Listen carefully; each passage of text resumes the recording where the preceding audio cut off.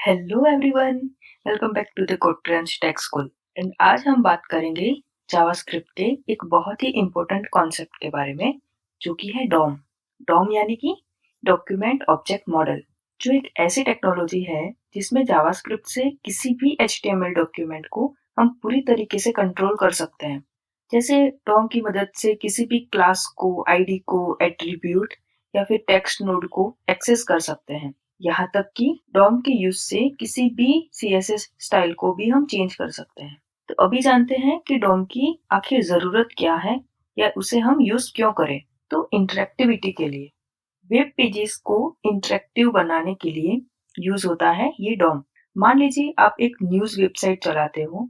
आप चाहते हैं कि जब भी कोई यूजर न्यूज आर्टिकल पे क्लिक करे तो उसकी समरी पेज पर ही डिस्प्ले हो जाए, बिना पूरे पेज को लोड किए हुए। तो आप जावास्क्रिप्ट और डॉम का यूज करके जब भी यूजर किसी भी आर्टिकल पे क्लिक करेगा तो उस आर्टिकल के कंटेंट को फैच करके डायरेक्टली पेज पर ही डिस्प्ले कर देगा। तो इससे बेनिफिट क्या है कि इससे यूजर एक्सपीरियंस स्मूथ हो जाएगा, क्योंकि पूरा पेज रिलोड नहीं होता हर एक क्लिक पे, तो वेबसाइट भी तेज चलने लगती है। इवेंट हैंडलिंग, तो डॉम इवेंट्स जैसे कि क्लिक, होवर या इनपुट चेंज को हैंडल करने के लिए यूज होता है। ये इवेंट्स हम हमारे आने वाले वीडियोस में जानेंगे।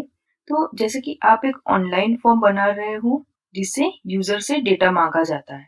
अभी आप चाहते हो कि जब यूजर फॉर्म सबमिट करे तो आपको तुरंत पता चल जाए, और आप उसके बाद कुछ प्रोसेसिंग करना चाहते हो तो सबमिट इवेंट का यूज करके आप फॉर्म सबमिट कर सकते हो एंड उसके डेटा को प्रोसेस कर सकते हो। वैसे कई सारे इवेंट्स हैं, वो हम हमारे आने वाले वीडियोस में पढ़ेंगे। डायनेमिक कंटेंट, तो एक एग्जांपल लेके समझते हैं कि मान लो आप एक स्टॉक मार्केट ट्रैकिंग वेबसाइट चलाते हो। तो वहां पे क्या होता है कि ऐसे सेकंड सेकंड पर जो डेटा होता है वो हमें चाहिए रहता है, जो भी अपडेटेड डेटा होता है वो। तो वहां पर आप चाहते हो कि जो स्टॉक प्राइसेस है वो रियल टाइम में अपडेट होते हुए हमें दिखे। तो डॉम का यूज करके आप सर्वर से लेटेस्ट स्टॉक प्राइस फेच कर सकते हैं एंड उन्हें वेब पेजेस पर अपडेट करवा सकते हैं। इससे बेनिफिट क्या होता है कि इससे यूजर को हमेशा अपडेटेड इंफॉर्मेशन मिलती रहती है एंड उनको पेज मैन्युअली रिफ्रेश करने की जरूरत नहीं पड़ती। तो अब ये जो डॉम है ना, वो ट्री के जैसा दिखता है, ट्री स्ट्रक्चर में वो दिखता है कुछ इस तरीके से। तो जैसे यहाँ पे डॉक्यूमेंट है, फिर रूट एलिमेंट है, एचटीएमएल, ये कुछ इस तरीके से ब्रांचेस वाइज दिखता है। तो जैसे कि ट्री में एक रूट होता है, उसकी अलग अलग ब्रांचेस यानी कि अलग अलग शाखाएं होती है एंड उस ब्रांचेस के भी अलग अलग पत्ते होते हैं एंड उस पत्तों पर भी चीजें लिखी हुई होती है जो कि उस पत्तों को रिप्रेजेंट करती है। नहीं समझे? तो चलिए पहले एक HTML का फॉर्मेट बेसिक लिख देते हैं एंड उसके बाद हम पूरा डायग्राम क्रिएट करके डॉम को अच्छी तरीके से समझेंगे। तो चलिए चलते हैं हमारे VS स्टूडियो कोड में। तो यहाँ पे मैंने dom.html करके एक फाइल क्रिएट की है। हमें पता ही है कि अगर एक्सक्लेमेटरी क्लिक करके एंटर करेंगे तो हमें एक बेसिक फॉर्मेट मिल जाएगा HTML का। सही है। अभी ये जो मेटा दो टैग है वो मैं रिमूव कर रही हूँ, एक रहने देती हूँ जिसको हम यूज करके बेसिक समझेंगे। टाइटल चेंज कर देते हैं कि JS इन फुटप्रिंट टेक्स्ट। अभी बॉडी के अंदर एक टैग लेते हैं, ड्यू टैग, एंड ड्यू के अंदर भी एक टैग लेते हैं, लेट्स से P, एंड यहाँ पे लिखते हैं कि लर्निंग डॉम इन टेक्स्ट। एक और टैग बनाना है तो वो भी हम बना सकते हैं। तो हम क्रिएट कर देते हैं स्पान टैग इस तरीके से। क्लास देना है तो क्लास भी दे सकते हैं, इस तरीके से क्लास में भी दे सकते हैं। तो ये तो सिर्फ हमने क्रिएट किया एक बेसिक स्ट्रक्चर HTML में, जिसमें ये टाइटल है, मेटा डेटा है, मेटा टैग है, ये ड्यू टैग है, उसके अंदर ये P है, स्पैन है। अभी एक चीज देखते हैं कि डॉम के स्ट्रक्चर को देखने के लिए चलिए चलते हैं पहले ब्राउजर में एंड यहाँ पे अगर आप सिर्फ सर्च करोगे कि लाइव डॉम व्यूअर, तो यहाँ पर अगर हम ये कॉपी पेस्ट करेंगे ना, ये किया कॉपी, यहाँ पे करता है पेस्ट, तो ये हमारा HTML का जो भी हमने कॉपी पेस्ट किया कोड, उससे पूरा व्यूअर देता है कि कुछ इस तरीके से आपका है कि HTML है, उसके अंदर हेड, ये मेटा टैग, ये टाइटल है ये बॉडी है तो बॉडी के अंदर ड्यू है, ये पी टैग है, ये स्पेन एलिमेंट है, कुछ इस तरीके से। तो जैसे कि हमने देखा ना कि वो ट्री के फॉर्मेट में देता है हमें डॉम, तो ये भी एक कुछ इसी तरीके से है। अभी इसी चीज को चलिए डायग्राम करके समझते हैं तो इजीली समझ में आ जाएगा।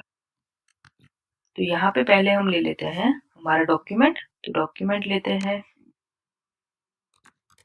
डॉक्यूमेंट डॉक्यूमेंट है तो उसके अंदर है HTML जो कि हमारा रूट है। सही है, HTML हमारा रूट है। यहाँ पे ले लेते हैं HTML।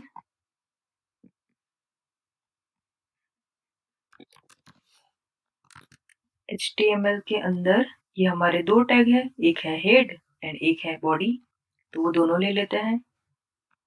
तो एक है हमारा हेड एंड एक है बॉडी।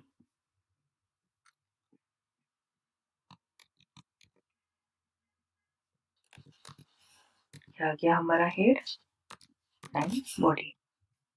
अभी और क्या चीज है, तो हेड में है मेटा एंड टाइटल टैग, तो वो भी ले लेते हैं। तो ये जो हेड है हमारा, उसमें है एक मेटा, एक है टाइटल।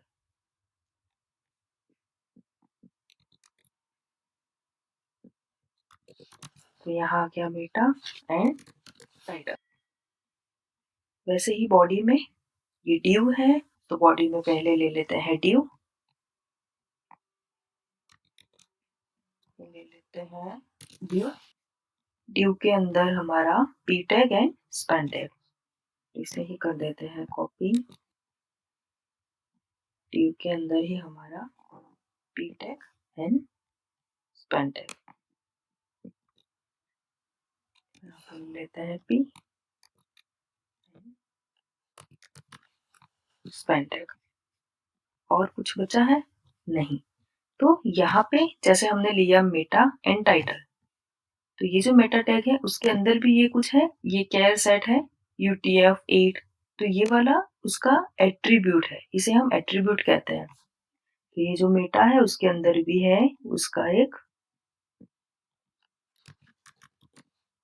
एट्रीब्यूट। तो टाइटल के अंदर भी कुछ होगा। हाँ, ये JS इन कोडक्रंच टेक्स्ट को लिखा है, तो ये उसका हो गया टेक्स्ट नोड। इसे बोलते हैं हम टेक्स्ट नोड। तो यहाँ पे है टेक्स्ट नोड। अच्छा, तो हेड टैग में और कुछ है क्या, तो नहीं।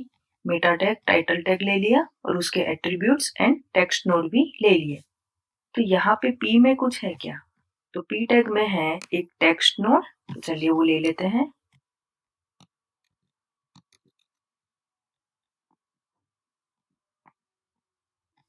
एंड स्पेन में क्या है, तो स्पेन में हमारे क्लास है जो कि एट्रीब्यूट भी है एंड ये कुछ कंटेंट भी है, तो जो कि टेक्स्ट नोड है।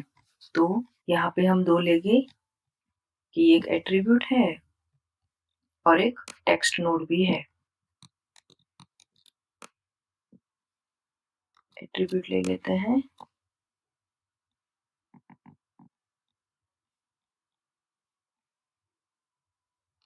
और कुछ है क्या, नहीं। ये बॉडी खत्म, HTML भी खत्म हमारा। तो ये कुछ इस तरीके से दिखता है। तो बिल्कुल दिख रहा है ना एक ट्री जैसा, कि डॉक्यूमेंट है उसके अंदर उसका चाइल्ड है, उसके सब चाइल्ड है, ये कुछ इस तरीके से। तो जब भी अगर हमें लेट्स से कि हम सोचे कि मुझे ये पी टैग तक जाना है या पी टैग के ये टेक्स्ट तक जाना है, तो ये कुछ इस तरीके से ट्रैवल करके जाएगा कि HTML, फिर देखेगा कि हेड एंड बॉडी। तो मुझे बॉडी के थ्रू यहाँ div में जाके ये पी टैग एक्सेस करके उसका टेक्स्ट नोड लेना है। तो कुछ इस तरीके से ट्रैवल करके वो ये इजीली उसे एक्सेस कर सकता है। ये सिर्फ एक पी टैग है या स्पैन टैग है, पर ऐसे अगर बहुत सारे हो तो भी ये ट्री की तरह वर्क करता है। तो इसके लिए वो इजीली एक्सेस कर सकता है उसके चाइल्ड को। लेट्स से ये पी का भी अगर सब चाइल्ड होता तो उसको भी यहाँ पे क्रिएट करके एक्सेस कर सकते हैं। तो ये दिख रहा है ना बिल्कुल ट्री जैसा।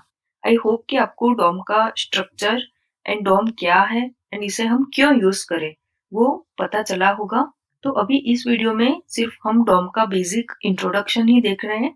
नेक्स्ट वीडियो में हम डॉम के सारे मेथड्स जानेंगे। तो मिलते हैं नेक्स्ट वीडियो में। Till then keep watching, keep learning.